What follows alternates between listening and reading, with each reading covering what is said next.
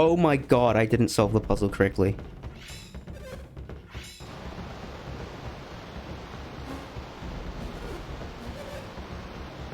Oh my god.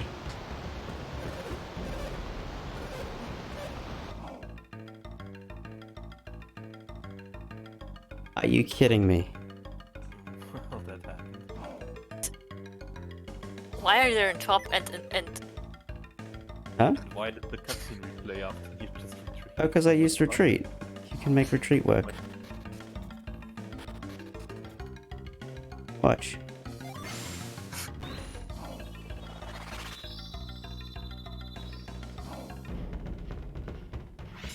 That is interesting.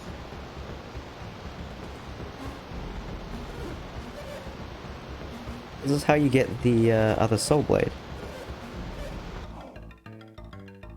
Right, are you ready? Nice.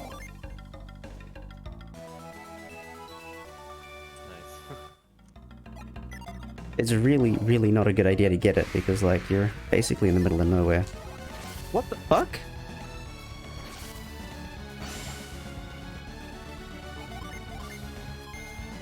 What the fuck? what? What the what? That is interesting. What Are the we having fuck a- did we just do?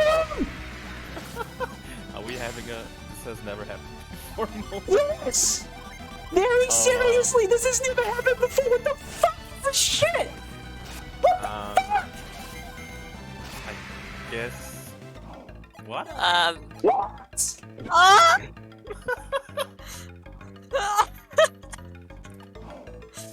Guess it's time to revolt.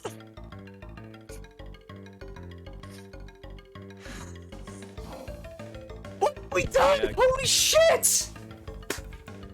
As you've just seen, somehow we've managed to get Isaac into our party through interacting with this chest. Now, we've done a lot of science with this.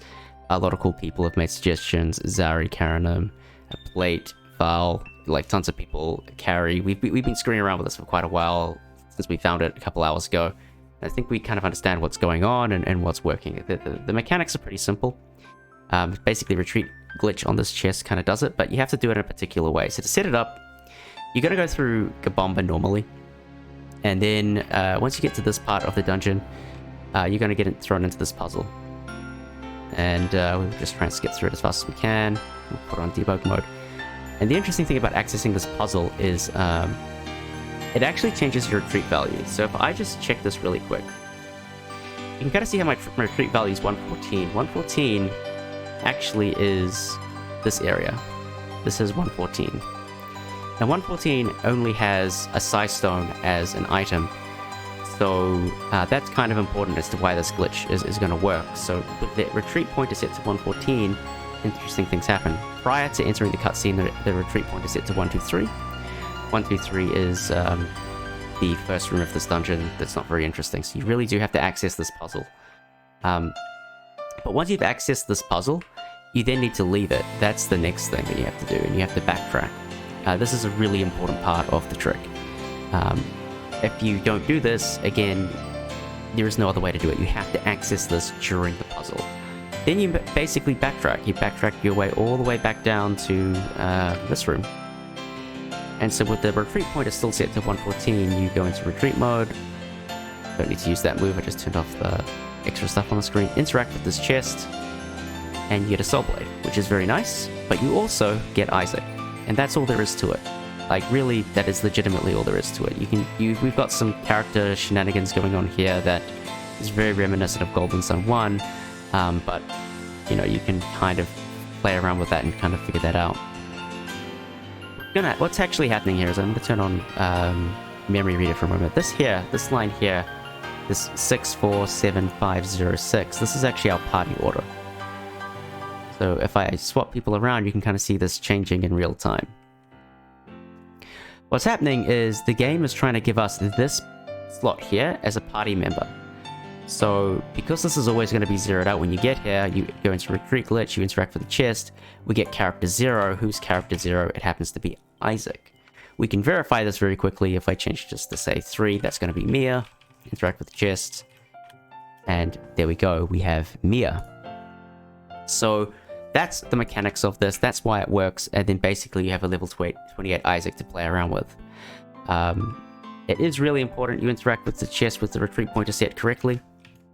The retreat pointer set to the entrance. You could enter through the mouth as well. Doesn't really matter if you go into retreat glitch here. You won't be able to interact with the chest because there's no chest starter in that room. There's only one point in the game where you can do this, and that is during that puzzle sequence. If you've missed the puzzle sequence, you cannot do this glitch anymore. It's very, very, very important. So understandably, there are questions. Once you do this, what can you actually do with it? So we've got Isaac, which is kind of cool. Yay, we got Isaac. Well, we can go into battle with him, and kind of everything is fine. Put an Isaac. He works as intended. He gets that little power up, which is kind of strange, but it happens. And we just have like a genuine Isaac. Like there's really nothing to it. That's pretty much what there is. But because we've done this in a kind of early way, we actually haven't disabled the password. You can actually update Isaac with the password at this point and do some very interesting things. So what I'm going to do is, we've got all these Jinn here. These Jinn are cool. I'm going to give them away. I want to keep Flash. Don't want this. Get rid of this. Keep Tonic. So now that Isaac's in this state, we can save and reset again. We can actually pop into the password update and update with a password. So take your password of choice. You could pick up any password. It really doesn't matter. I'm going to pick gold. I'm going to quickly load in a gold password. Where's my gold password at? I just need to double check the address to put this in. Okay, there we go. We have a password. So any password will work as long as it works. Password accepted. Change Isaac's name. I think very appropriate for this is pick W. This is a gold password with kind of silly stats included. And now our Isaac with silly stats is, well, he's very silly.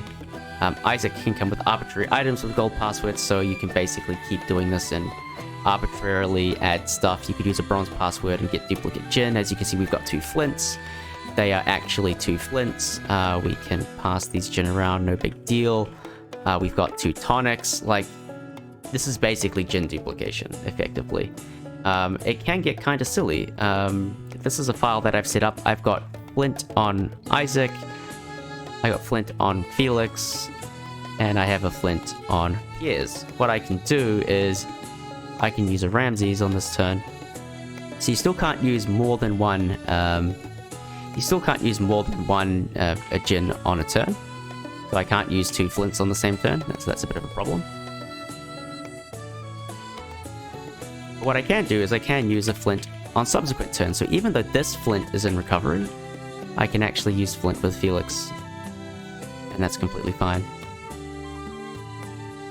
This is now standby for whatever reason. That's very confusing. But I can also use flint here with Piers and just kind of, yeah. Long story short, you can kind of do infinite Jinn looping with this. So you could get 2 flashes and just infinitely loop Flash. So that's kind of silly. Yeah, it's kind of busted. You might be worried about your party. Like, you can kind of see that there's like extra people flying around. If I just turn this off for a second, you can kind of see how like, if I do this right, there you go. I've got 2 Isaacs, which is, if you've ever played Golden Sun 1 and fiddled around with Mealist, then this is something that you would have seen before, this kind of character duplication nonsense. So that gets very silly very quickly when Isaac is super powered, so that's kind of fun. But what you will see is that this is much later in the game. My party's all messed up. I've got 2 Shivas. It's kind of all crazy and whatnot. The game will kind of fix itself at this point. So once you get through this Agashio cast sequence, the game is going to forcibly write Felix and Piers into these 2 locations. And at that point, any corruption in your party has gone away, and you can kind of finish the game as is. You can go through the Agashio cast sequence and get Isaac's party back, and you'll have all 8 vanilla members. Isaac will have exactly the same things that he had once he left your party, so you won't lose anything. It's just, you know, that you won't have that character duplication issue anymore. I think that's basically it. Like, this has been a really interesting find. Getting Isaac in Gabomba statue is nuts. We don't know all of the implications for this trick just yet. It's, you know, it's like less than 2 hours old at this point. It's kind of mental that this thing even can happen. There could be more discoveries on the way. We're trying to figure out things and trying to figure out what could or could not influence this in any way. But it's likely we're just going to get Isaac. Implications for the speedruns are pretty simple. For any percent, it's a reroute. True any percent is now a category again because we can do gold password silly things, like we can bring in Isaac with like all of this stuff. So magma ball, we get teleport lapis for free. Like we could literally just do this and then just kind of you know, leave Gabomba and start teleporting around the map. So true any percent is like 110% back on the menu, which is kind of fun. No save and quit, kind of interesting. Don't know what we're going to do with no save and quit. That'll be something that we need to think about quite a lot. We will probably do an internal poll to see if we want to keep this or not. If we do keep it, then great. If we don't, it's likely going to become a miscellaneous category where this is legal.